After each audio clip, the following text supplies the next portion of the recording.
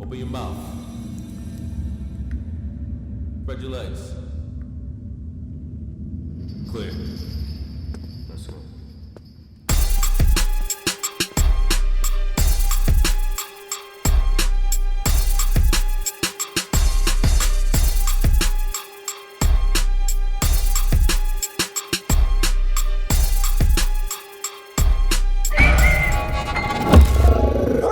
What up, what up? You already know it's your boy Pistol Pete. Welcome back to Dog of the Yard. Today we got Musa Major in the building. Musa Major did 8 years for attempted homicide. He's home now. And he's ready to break that shit down with us today at Dog of the Yard. You already know it's your boy Pistol Pete. What up, what up? You already know it's your boy Pistol Pete. Welcome back to Dog in the Yard. Today we got Musa in the building straight out of Newark. Absolutely. Brick City all day. How you man? doing, big bro? Appreciate you having me, man. I can't complain, man. I'm blessed, man. So you was telling me you've been home 8 years. It's about 10 now, yeah, 10 but years. around 10, yeah. I did eight joints. Okay. Well, where you did your 8 years at? I was in Pennsylvania. I was in PA, so I came through Graterford, Camp Hill. Then my home jail was this spot called Monnoy, like one of them. So you was in jail in PA? Yeah, I was out there in PA. But you from Newark? I'm from Newark, yeah. Okay, tell me a little bit about your background and stuff like that, man. Your upbringing, siblings and where you lived at, and if you lived in Newark since you was born, or yeah, I was born and raised in Newark. Elizabeth Ave, man. Elizabeth and Meeker, man. I was born 225 Meeker Avenue. Everybody from Newark know that's down the hill, South Ward, Weekway section. But you know what I'm saying? We lived in an apartment building. My grandfather was the superintendent. So my family we was all in the basement, probably like 10 deep in the basement of the building. You know what I'm saying? My father was the super. We ended up getting kicked out of there, padlocked out. We moved, bounced around, and I ended up back in my neighborhood where I was born at, for the majority of my teenage life. With your family, your mom? Yeah, with my mom. I was living with my moms. And my pops was around, but my pops was a real street nigga. He was somebody, you know what I'm saying, where I was from. So I was mainly like raised by my mom. My pops was always there, but he was caught up in what he was caught up in. Back and forth in the streets and yeah, you know what I'm saying? Yep, that was pretty much it. So he was there, but he wasn't a dad how a nigga needed a dad, you feel me? But he was definitely around. Now that's my nigga now. Like we close, you know what I'm saying? Wow, that's cool. As adults. But as a kid, I would like to, I would have liked my father to do more dad shit. But like I said, he ain't have a pops. And he was in the mix, doing what he do. But I'm saying he had his reasons as well, right? Absolutely. Yeah, everybody got their stories and their own reasons, Yeah, absolutely. You have any sisters, brothers? I got two sisters. I'm the only boy. I got a younger sister and I got an older sister. I mean, we both same mom, same dad, both got the same pop. But we grew up all together in the same house. My family was deep up until I was probably like 13 or 14. It was always me, my mom, my sisters, my grandmother, grandfather, two uncles, aunt. We was deep. My whole childhood. So I always had like a tight knit family. Okay. Yeah. So what triggered, when you want to be out, follow your father's steps? Nah, what made you come out the house? Like what was See the thing with me, being that my father was who he was, like I couldn't even do nothing in the street. Cause niggas would be like, nah, Lil Ab. Like niggas, even if I wanted to get out, exactly, I couldn't do nothing. You know what I'm saying? So even if I wanted to go outside and try to gang bang and niggas wanted, I was off limits. Like the nigga wouldn't put no work in my hand. Nigga wouldn't try jump me into no gang. They should. I mean, and back then when I came up, it was like that. Like you had niggas in the hood, like the older guys. They was like mentors and they looked after the younger guys. It's not like that so much now, but it was especially more for me because of who my father was. Absolutely. And then because of who my father was, everybody respected my mom. So they weren't gonna let me do nothing. You know what I'm saying, to make my mother look bad. It was making sure that you follow, that you go a straight line. Absolutely. So I didn't really start getting into nothing until I was like older. Because as a kid, like I said, it was none of that. But the crazy thing is, I didn't even, like, growing up in Newark, getting into the shit that I was getting into, and I ain't saying it like I was really into nothing. I ain't never gang bang. Like, that shit was, like, when I was coming up, that was the thing. But me, being that I grew up around my pops, the way they view gang shit is how I grew up looking at it. Because when I came up in Newark, it was like you represented your block. It was like block gangs. It was no... Yeah. You know what I'm saying? We had... Because I ain't represent no gang, but I'm represent my block. Right, that's how it was. That was the gang, the block. Right, so I'm from Elizabeth Ave, so it was EAC, Elizabeth Avenue crew. My father was from Bergen Street, so it was BST, Bergen Street Terror Ride. That was his clique. So anytime, once the gang shit start coming, he used to run them niggas off the block. Like, we ain't doing that. Get the fuck out of here with that. That's how he viewed gangs. I got you. That's how I started to view it coming up. And then with the gang shit too, I'm from Newark. So when niggas start gang banging blood and all that, you either had to rep something out of California or out of New York. I'm just too genuine of a nigga to represent a neighborhood I ain't never been to, you know what I'm saying, in my life. You just ain't, you ain't see it. Right. It was raised different, man. Right. You know what I'm saying? It just wasn't me. Your dad kept you, you know, exactly. focused, and you looked at it differently. Exactly. I was like that too. My father was a street guy, and my father was never down with no gang. He used, he'd be like, nigga, we ain't down with no gang. Right. That So shit. that's Your what own my pops gang. was. Your gang is here. Your family, the moms, the kids, your brothers. Yeah. That's your gang, nigga. You know what I'm saying? Let me would have came home telling my pops, this is my big homie. He'd have punched me in my big homie. Fuck you talking about back big to your homie. chest. Exactly, nigga. Fuck you talking about big homie. OG. Nigga, I'm the OG. Nigga. He go to the G. He go to the OG. He would have went straight to your chest. Oh, early. And the OG would have exactly, nigga. You ain't lying. Nah, I feel you, man. Fuck that. So what year you start getting, like when you start getting in trouble, like what age you was? I would say around like 17, 18. I wouldn't even say get in trouble, because after high school, I went to college. That's how I ended up in Pennsylvania.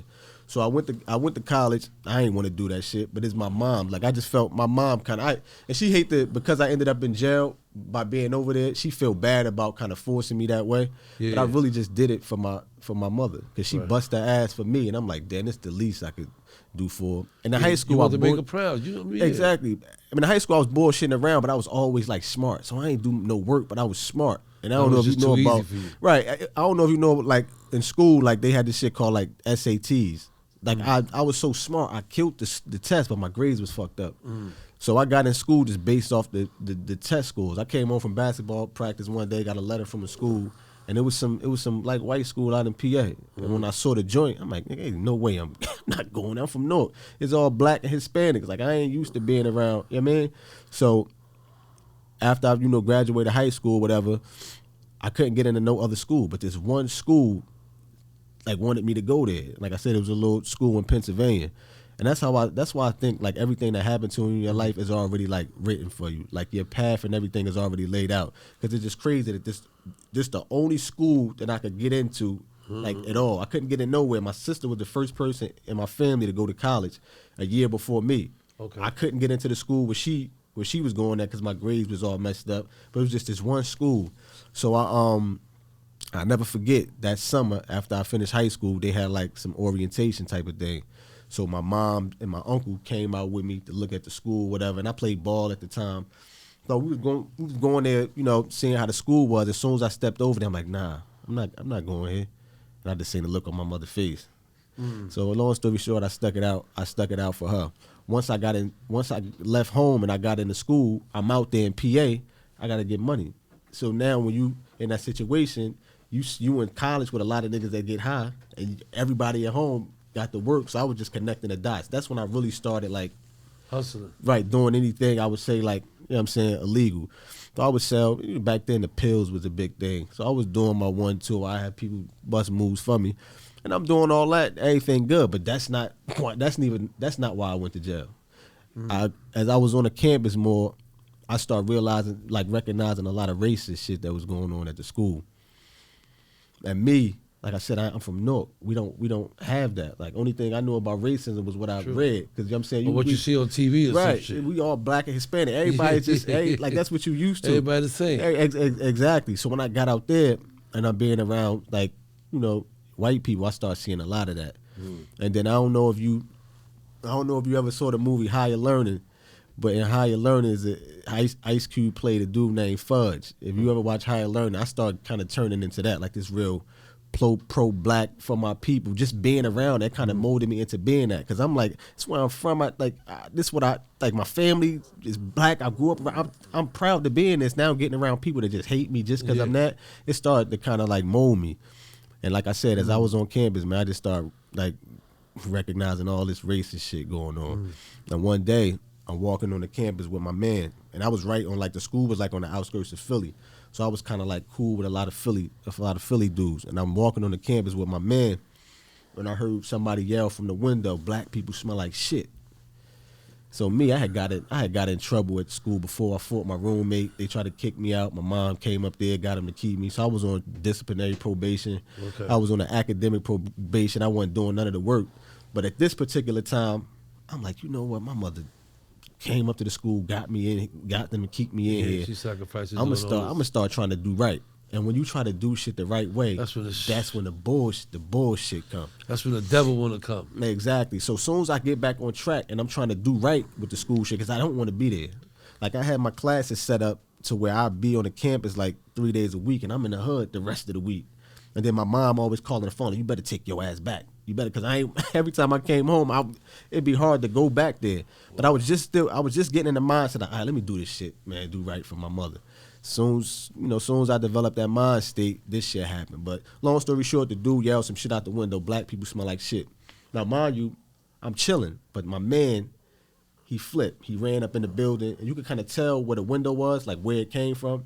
So he went up there banging on doors. So me, if my homie, ride, I'm right with him. Yeah, you follow suit. So we run up in there, whatever. Of course, niggas ain't open the door. So we come back outside and we posted up. So whoever said it, he had a white hat on. That's all we knew. He had a white hat. So a dude walked out, and he being escorted by the campus police.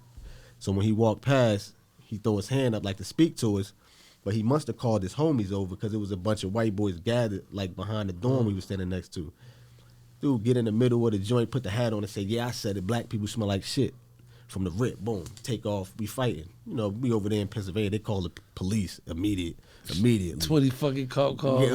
Yeah, it was cop cars, bro, from every town that was around there, because they ain't even have enough police in that town. It was police cars. Police cars from every town out there.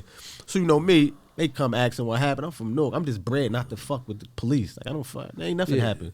So you don't talk to the police, right? So when they come, ain't nothing happened. So I walk off. Bro, like 2 months later, man, it's like the end of the year at the school. They have like all the parties, all the kids be drunk and all that. And I'm in my man dorm room, just posted up, chilling, me and one of my homies. And the same white dudes walk through, looking at me. And me, I'm like, the fuck you looking at like that? And he started mouthing back. Now I'm in my man dorm and it's so packed. The hallway probably as wide as this table that I'm standing in. So I said, "What the fuck you looking at?" And he say something back, and I snap. We going back and forth with words. So my man know how I get. Back then I had a bad temper, like bad. So my man know how I get. So he grabbed me like, "Bro, just chill, trying to push me to walk away. So he talking this shit, I'm talking my shit, walking away. But it was so crowded, we trying to make our way through the hallway. So he pushing me to walk forward. And we kind of got separated. So when I get a little ways up and I look back, they got him surrounded. So I go back through the crowd to go, make sure my man good. Because now, being that I made my way through the hallway, they done tried to get at him. Yeah. So when I walk back, we start arguing. And me, I'm not good at like arguing and shit. Like I don't like going back and forth too much with words because it just make me feel like I just be ready to just, I just hate. I just hate like. So one of the motherfuckers just did this, pushed me. It was over after that. I just started going, any nigga was there was getting. I'm just throwing ones, hitting everybody. So, once, then it was like 6 of them, and it was like 2 of us. I remember I'm scuffling. I could see my man. Somebody must have hit him and dropped him because there's one dude getting at him. So it was like 6 niggas. Now 5 of them is on me. But like I said, the hallway like this big, so they can't all really get to me. Yeah. So I'm just taking the one that's in front of me, and I'm just doing the nigga filthy, doing them filthy. And back then, we had like them green army jackets, and I remember they pulled the army jacket over my head, and I had a knife in my pocket. I just pulled out the knife in my pocket, and just the nigga that I was doing dirty, I just hit him all in here. And I don't know, the niggas let me go. I guess once they saw the blood, and then this shit was hanging out, they let me go. I got up out of there. So when I leave, I just go back to my dorm. I ain't tripping because in my mind, I'm like, these niggas tried to jump me. And at that time, I don't think it registered like how bad I did him. I didn't even know I really did him like that bad. So I'm going back to the dorm, and my man called me, the one that was fighting with me.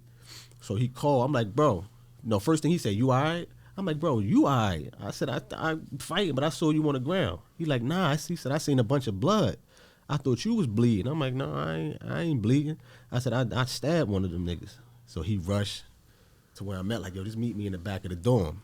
Now me, I'm chilling regular, like I ain't panicking or nothing. Yeah, you just regular. Right. So when I meet him out back, he tripping like, yo, nigga, you gotta get out of here, nigga. You better hide the knife, nigga. Go wash the clothes. Now he got me tripping. And now when I meet up with him, now I'm starting to see all the police everywhere on the campus and shit. So he like, bro, hide the knife. I go hide the knife, do whatever I do. He like, yo, my car back here, get in the car, bro. You gotta get out of here. So it was a Dominican chick I was messing with at the time. I called her, like, yo, I just got into a fight. I just stabbed the nigga. You gotta come over here to PA. I'm gonna meet you somewhere. Just come get me. So I hop in his car, bro. It was like a movie, man. Police everywhere. So we hop in the car. We hit the first exit. Boom. Blocked off. I'm like, damn. I'm like, bro, go to the back, the next back exit. So you couldn't get out the campus. Bro, as soon as I hit we about to make the right turn out the joint, cop pull up, block us off. Nah, you can't go this way. I'm like, oh shit. They blocked off every exit except for the main exit, and they was doing like a checkpoint. So my man, he panicking more than me. So I'm like, fuck it, bro. Just fuck it. Just wait in the line, bro. We go through the checkpoint.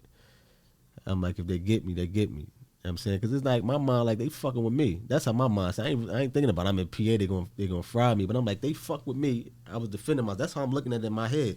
So he like, all right, so we get in the line, and I just waiting to go through the checkpoint. I'm like, yo, throw that park on. And he like, nah, I ain't putting no park on, man. You gonna start acting crazy. He threw the park on. I'm just waiting in the car. We get up to the checkpoint. They already had my picture and everything and shit. Looked at the picture, looked at my face. Got on the walkie, yeah, this him right here. And the cop is crazy because the cop was like, you do look like Kobe. Because at the time, everybody said I looked like Kobe Bryant back then.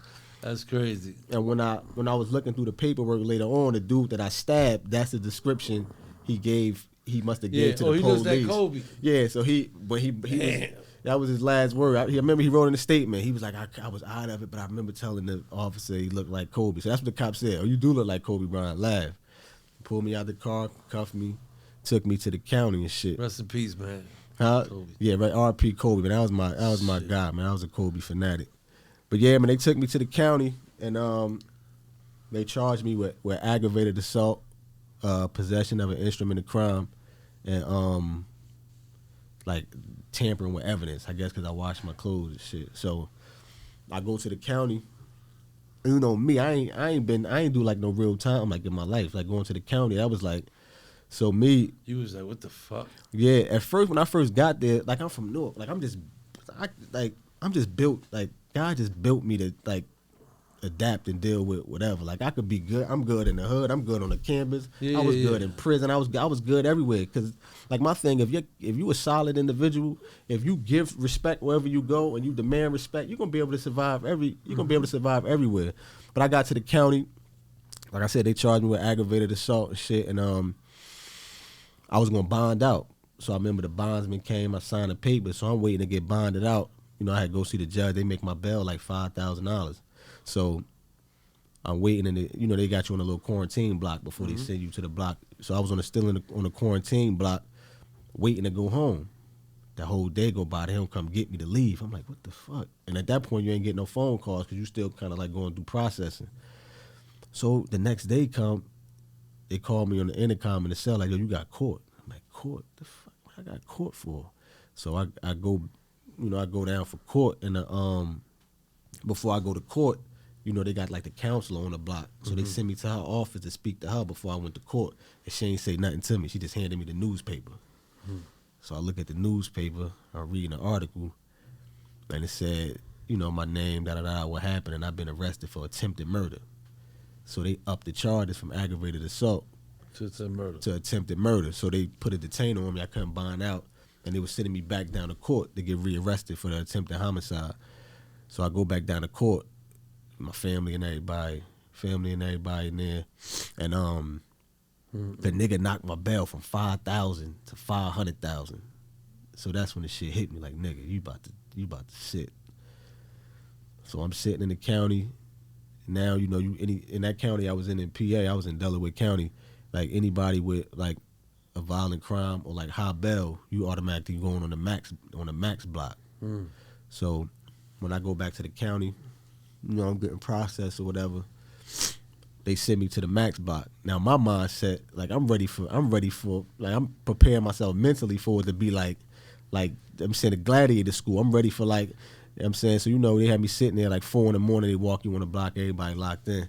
When I get on the block, I just hear mad niggas yelling out the cell. They must have thought I was one of their homies. They kept calling me some name. So I'm like, man, when they open these doors in the morning, I'm gonna have to go to war with these niggas, bro. I'm like, I'm gonna have to go to war with niggas, man. Crack the doors the next morning. You know, everybody trying to figure you out. I go out the cell, get on the phone. You know, niggas looking and all that. You So, like, damn. I'm just like, I'm You gonna were have just to, in school, man. like you like yo, I always tell people I was filling out bubble sheets for like tests. Now I'm filling out bubble sheets for commissary, like overnight. I mean, but like I'm saying, I could adapt to anything, and I ain't saying I'm the toughest That was nigga. some sad shit though, to be bubble doing that at school, and all of a sudden 2 days later you That's real. you know it's real as fuck. Yeah, but That fast too. that quick, like literally, like overnight, like literally, bro. And So what was the outcome on that? I end up, you know, going through, fighting the case, and you know, you go through the bail reductions. I went through like 3 bail reductions, and they got it down to 150,000, 15%. So I bonded out 15,000, and I was fighting my case from the street. You know, when you on the street, I mean, I got my lawyer. You know, we got a game plan, everything mapped out. But when you on the street, it's almost better to fight your case from in jail, for real. Because you're going to be on top of shit more. Like in the street, I was distracted. Like looking back, I should have been more on top of my lawyer, but I'm just thinking like I'm good. You free, you running around, I'm young. Yeah, that's what you pay the lawyer for. Right. But I like when I went to trial, he seemed like he sold me down the river, bro. But I was fighting the joint from the street. You know, once I made bail, I told my lawyer to postpone it. Keep postponing it for as long as he could. So I ended up going to trial maybe like a little over a year after I bailed out. I was on the street for like the whole 2007. And I was fighting trial from the street, bro. In the trial, it was like. So you went to trial for it? I went to trial. And everybody was telling me when I was in the county, like, don't go to trial over here, bro. Like, don't go to trial. Yeah, like, you should have known better, man. But my mind, like big bro, I'm just like a rebel. I can't and then I You just wanted to do what you wanted to do anyway. And I was sometimes when you're young like that, you know, I'm just like energy's there and all right. that. You like, man, fuck that, man. Them niggas violated me anyway. Like that's how I looked at it. And then I told you I was going through that super pro black phase. It was like me versus them. That was my mindset. I ain't fucking copping out. Nah, fuck. I'm going to war. That was my mindset. But a lot of dudes in the county kept telling me like, bro, they got like a high conviction rate over here. And I'm like, that's because y'all niggas always cop out, nigga. Y'all niggas scared to fight. That's what I used to tell niggas. But they weren't playing fair, bro. Like they did a lot of foul shit. Like they had my man that I was cool with from Philly. He called me one day while I was out on bail. And he like, bro, he was like, what's messing with the DA called me? I'm like, what? He's like, your DA called me. I'm like, call and said what? The nigga was trying to get me to, come to court and say that you gave me the knife to hide for you and whoop-de-whoop-de-whoop. And I'm like, what you say? Like, you already know what I said. I ain't telling them nothing. But they was trying to get me, yo. They was going hard. They was trying to. I mean, that's their job. Yeah, they was trying to get me. And then it was the dude that I just said who they called and tried to get the lie on me. He was cool with this white boy. So when I when I get my discovery and all that, and when I'm in jail for my lawyer, I'm reading all the statements, and this dude wrote a statement. And he was telling all type of lies, talking about, he was there, he saw what was going on, niggas was fighting. I wasn't even involved in the fight. I jumped in the fight with a knife, started stabbing. He was just saying something crazy. He freestyled some other shit. Right. So I'm looking at the statement, and me and the white boy, he was all right. He got high or whatever, but he was all right. So I'm like, why would this nigga lie on me? So I'm when I get out on bail, I'm hollering at my man's name Black, the one that the DA called and tried to get the lie. I'm like, yo, what's up with the white boy? Because he wanted to come holler at me in Newark. I said, yeah, come holler at me, but bring him with you.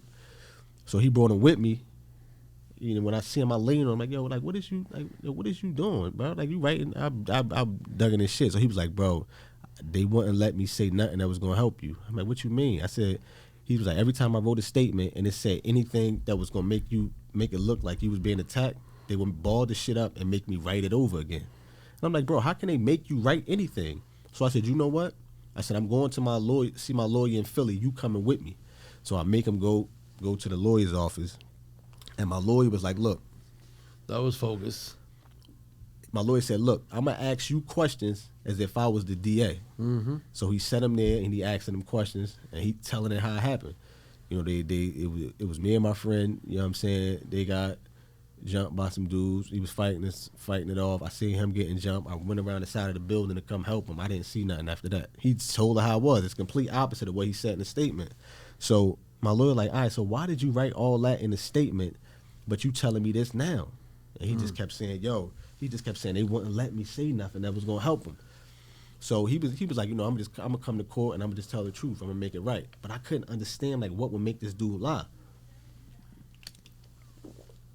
So my lawyer, maybe a couple days after that, my lawyer sent me like a voicemail. You know how a motherfucker call and they think the phone hung up, but they still talking on your voicemail.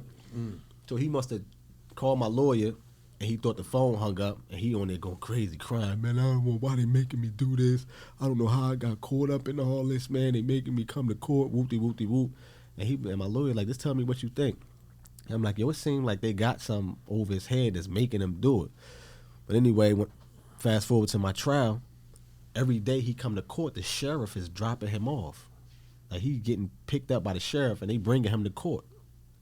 So he get up there and he tell the truth. Like he don't say nothing he said in the statement, but you know, with the DA, they still got a field day with that because they gonna make him look like he not credible because you said one thing in the statement.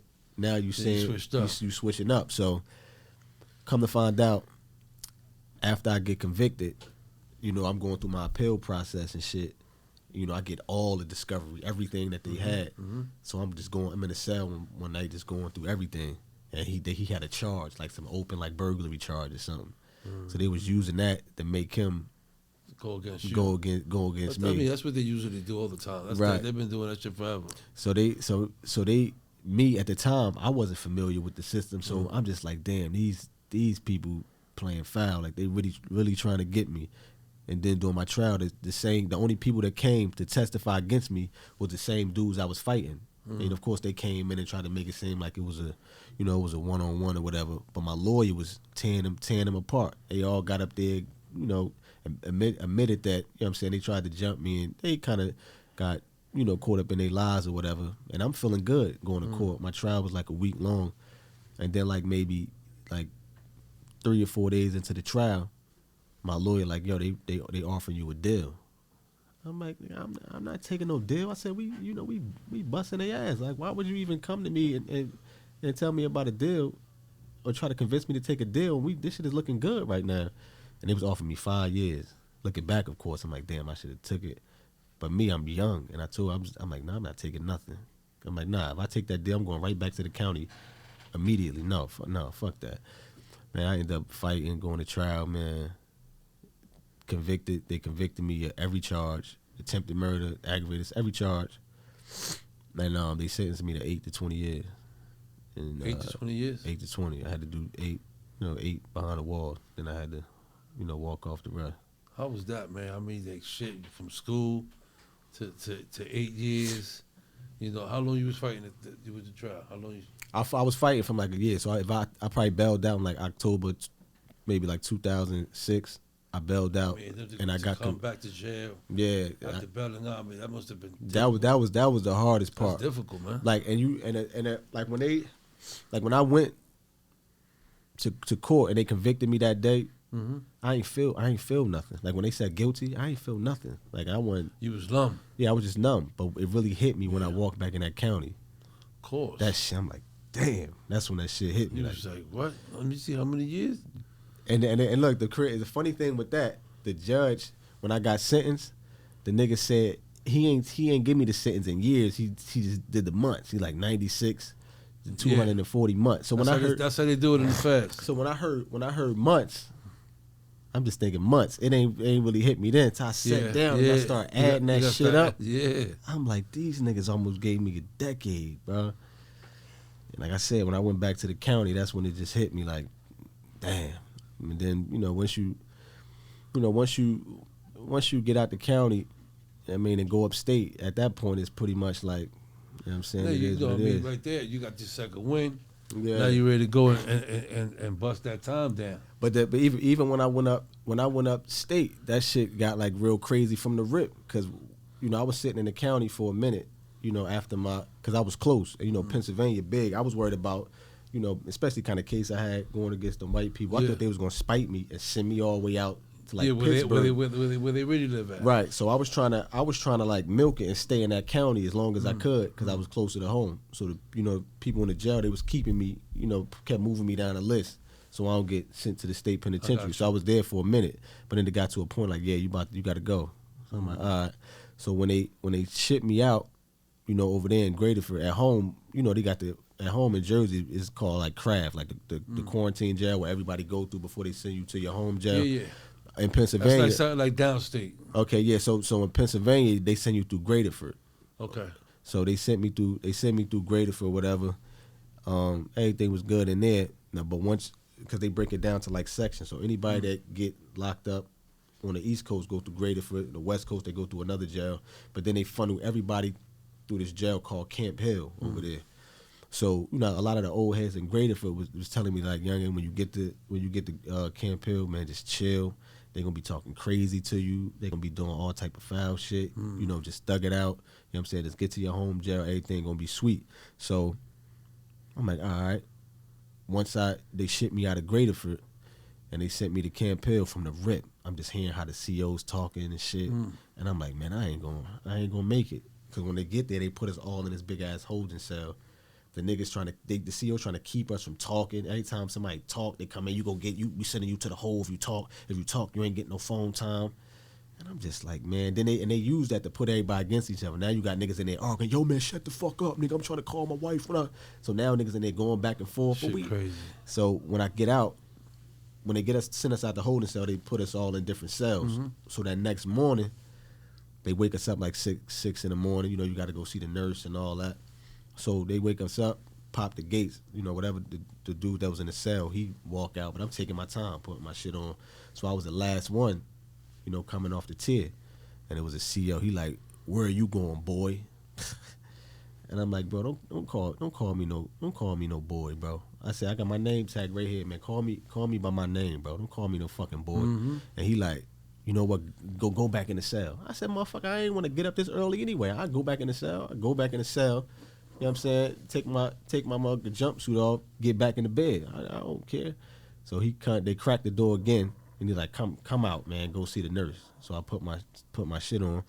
Now I'm walking, and I get to the back of the line. They line you up, and so while I'm in the line, he just staring at me. So he a little ways away, and I'm like, yo, why the fuck you looking at me? So he must have read my lips, and he pulled me out the line. Now the lieutenant come. I guess the higher ups come, and they talking shit to me. You nigger boy, nigger this.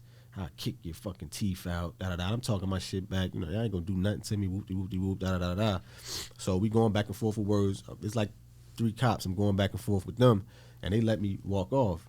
So me being young and dumb, instead of just shutting up, just going ahead, I'm still yelling shit to him as I'm walking down the stairs. So when I'm walking down the stairs, I'm still yelling shit to him. The CO at the desk downstairs hear me yelling back up to them. Now he jump on saying, what the fuck are you yelling for? I said, look, man, just leave me the fuck alone, man, and let me go in this cell so I can see the nurse. This guy, what? I said, man, open the fucking door, let me go see the nurse. He'd get up and tell me to put my head up against the wall. I guess that's like a thing they do. I said, I'm not putting my head on no wall. Nigga, fuck is you? And he come and try to grab the back of my neck and put my head up. I wasn't going for it. I grabbed this nigga up. And then they had the other, you could tell he like some ex-military white boy. He get up, once I grabbed the old nigga up, he get up, grab me up, they swarm me or whatever. And they throw me in the holding cell, throw the cuffs on me and shit. And I hear the cop saying, I'm gonna make it so, he was through the glass, and I'm gonna make it so you don't see your family for months. And at that time, I'm like, oh, whatever. Now I don't give a fuck. Like I ain't paying no mind. So You gotta get into this bed. right. So they end up, they got the little squad. They come with the camera and shit, recorded. They got the little leash. They throw on the cuff, threw the leash on the cuff. They got this pulling my arms. I didn't even know my arms could go that high. They got my arms yanked up, hit me in my nuts. They was fucking me up. Took me to the hole. Now when I get to the hole, any nigga in PA will tell you about Camp Hill Hole. Like that joint is different, bro. Like you locked in 24 hours a day. You don't get no shower. You don't come out. Like you can't talk. Like if you talk through the gate to your cellie, they give you another 15 days of whole time. Like you couldn't talk. You was in a cell by yourself. Nigga, it was rat, and that's like the oldest part of the jail. Rats, big ass cockroaches. You ain't getting no shower. And I ended up getting 75 days for that because he sauced it up, lied, said I spit in his face. And that's what he meant when he said he gonna make it so I don't see my family. He lied in the write-up, said I did all type of shit to him. So they charged me with assault in the office. I got 75 days. And at that point, when I went to Camp Hill, I got moved. So my family didn't know where I was at. And because anytime you get like assault on a CO, they do you filthy. So being that happened on first shift, all the first shift guards and second shift guards would treat me like shit. They wasn't feeding me. I wasn't getting no meals to the night meal. They ain't give me no envelope or nothing to write my family. So my folks ain't know where I was at. You know what I mean? And motherfuckers will lose you up there. I was really, bro. I was lost. Fuck yeah. And then maybe after like a week or so, I get the envelopes. I write my family, and I had wrote my girl at the time, and I'm like, yo, find a number to motherfucking Fox News, everybody and shit. I'm writing everybody because the shit was so fucked up in there, bro. I'm talking about the sink. Like we weren't getting no showers. The fucking sink was clogged up and shit. I had I used to have to fucking wash up at the sink, but the sink was backed up. So once the sink get backed up, black shit coming all through there. I remember sticking my fucking hand in there trying to unclog this shit. I had bumps and shit all in the middle of my fucking hand trying to clean it out. And they finally, one CO, black dude, he got me a plunger. He like, yo, I'm gonna give you this plunger, man. See if you, cause he seen me like I would keep like the top of the food tray, and I would use it to scoop the water out into the toilet. So he seen me doing it. He like, I'm gonna get you a plunger. Bro, I went to plunge it. Shit came up that was probably in that joint for like 20 years, man. It was just nasty. It was nasty work in there. But I started writing my folks. My lawyer I had on my appeal, my mother had him calling the jail. Everybody was on the jail ass about like how I was living in there. Needs that. Right. If you in jail and going through that, you need to call people call you, because if not, you be in trouble. After the unit manager came to the cell one day, he like, look, man, you got to write home and tell your people that you good. I said, I'm not writing home telling them shit because I'm not good. I said, I ain't getting no shower since I've been here. I said, y'all ain't let us go out to the fucking yard. I said, we locked in here 24 hours a day. I said, I'm not writing home telling them shit. Get me the fuck out of here. So maybe like the next week, they come to the cell like, yo, pack your little shit up, you leaving. So I'm thinking they let me out the hole.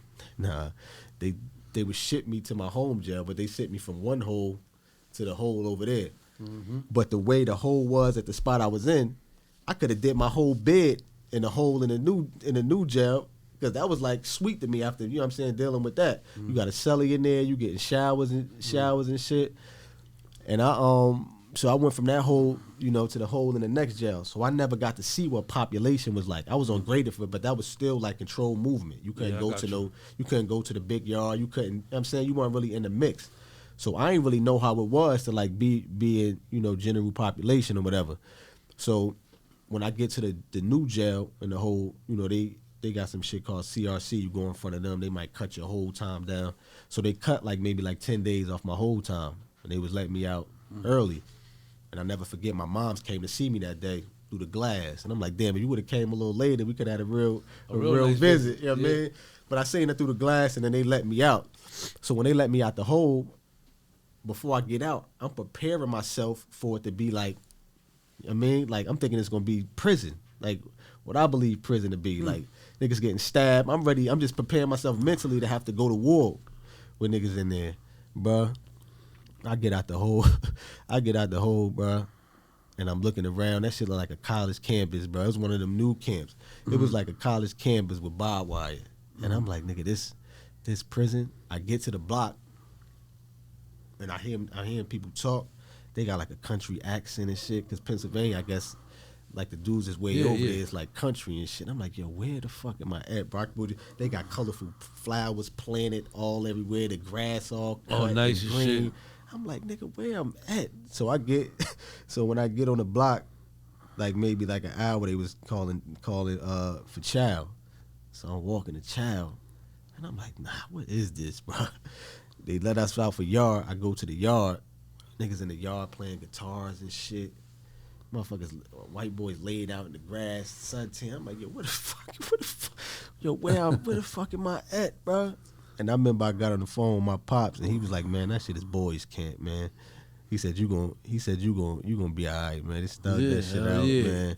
You just gotta do your time. Yeah, and that shit was cake, man. I was kind of disappointed. Did you continue? Did you got your education while you were in there? Did you continue? Nah, cause I wasn't I ain't want to do no college shit anyway. That shit just it ain't for me. And even now, not now, but once I came home after I did the time, everybody like go finish school. I'm not going back to no school. Yeah. It just wasn't my thing. Like I said, I was just doing that to make. It wasn't in you to finish it. Yeah, I just. So when you came home, July 2015.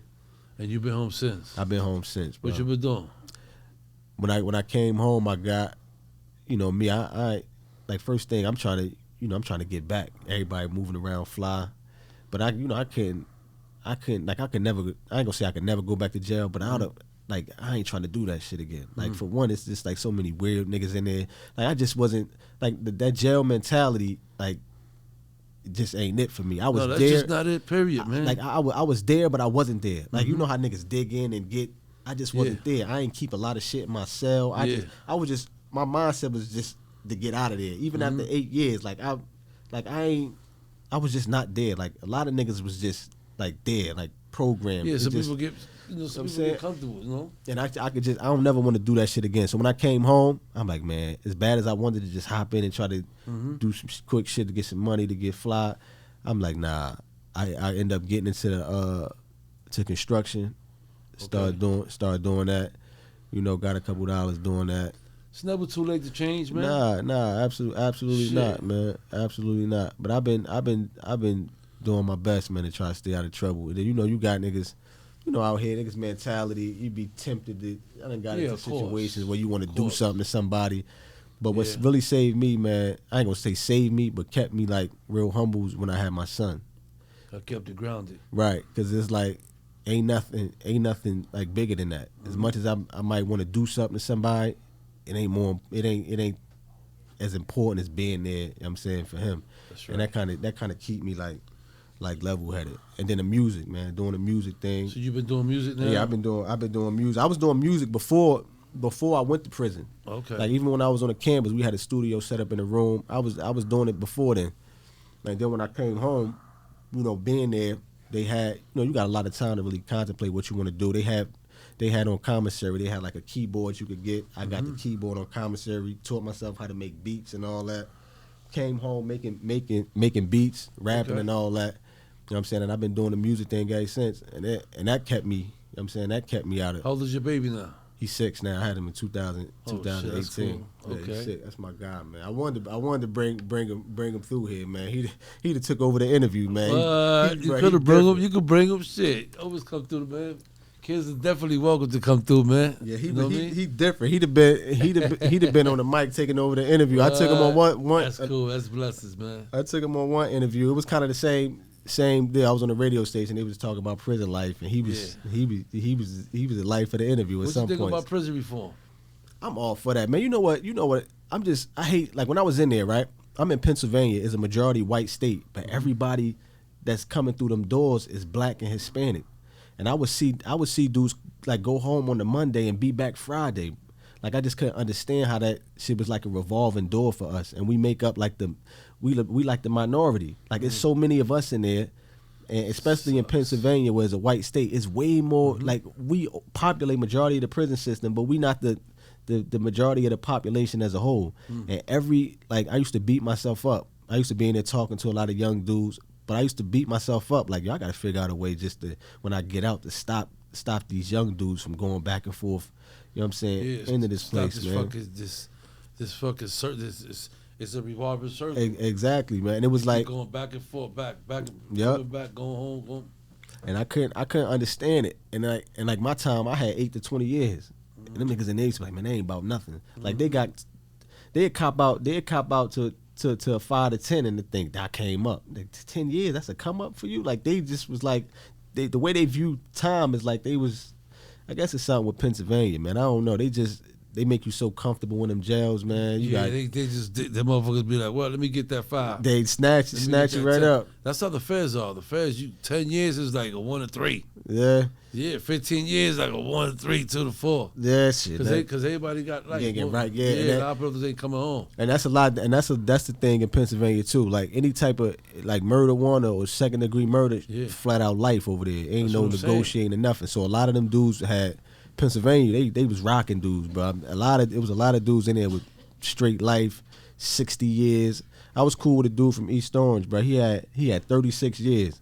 And the whole time I walked the yard with him, played ball with him, I thought he killed somebody. By the time he was in there for dope. I'm like, they doing niggas like brothers filthy, bro. They lose the key on you out there, man. Yeah, they and especially like if you from out of state, you from they New make York, an example. really giving it to you. They make an example out of niggas over there, bro. But I can understand dudes' mentality. But that was my thing, bro. Like I gotta figure out a way to kind of open dudes' eyes, especially these young kids, to make them, realize that this not cool. Well, you should start trying to, get into things that have to do with, helping brothers out, young brothers, getting into that lane. I have a whole bunch of things going on like that. Mm-hmm. Going back to the jails, talking to the young men. I would love to do something. And Cha, shout out to Cha, man. Cha, she really pushing me to get into that. We working on that now. But that's definitely something. These are things like I would reach out to Cha and get you on there, get your name on the list, and get you to come through so you could be able to inspire these young brothers. Yeah, man, I would love to do that. All the shit that you went through, how your life changed dramatically. You went from college to jail in 2 days. Yeah. Shit like that, and how fast your life changed. Right. I would love to do that, bro. So, but I want to thank you so much, man, for coming through. I appreciate you for having me, man. I want you to keep doing your thing. Keep doing your thing, man. And it's a lot out there for you, bro. Yeah. You know what I'm saying? It's a lot out there for us. Absolutely. You know what I'm saying? And there's a lot of avenues to go. Like before we didn't have the outlet. Now you have a bunch of outlets. This is one right here. This platform right here is designed for us to be able to give you that voice. And I want to say I want to commend you, man. Like just doing this is super dope. I remember the first episode I saw, you had Sue Surf in here, man. I'm like, this some dope shit right here. And I ran into you at the radio station. I think I told you that, like, man, this shit dope. Just having like niggas who been through this, just giving them a voice to explain, because a lot of and that shit could be therapeutic for niggas. Just being able to talk about it. What just, it is. You know what I'm saying? It's dope, and I commend you for even. You know what I'm saying? Appreciate you, man. Having this platform, bro. Just That's keep dope, doing your bro. thing, man. And just know when reach out to Chop, we're gonna try to link up and all that, so I can get you to. I need you. I'm with it. I'm with it. Your experience, what you went through. Absolutely. We need that. That's what the young brothers want to hear. They want to hear that word. You went through that. This what you damn. Yeah. I don't want to go through that. You're gonna tell them, well, this is what to make this the last time, because you get this little punk ass 2 years, come home and don't come back. Right. Absolutely. You be able to inspire these guys. Yeah, man. Definitely tap in with Chop, man. That's something that I'm looking forward to Appreciate doing, you, man. bro. I appreciate you for having me, man. Know, man. You already know it's your boy Pistol Pete, dog in the yard.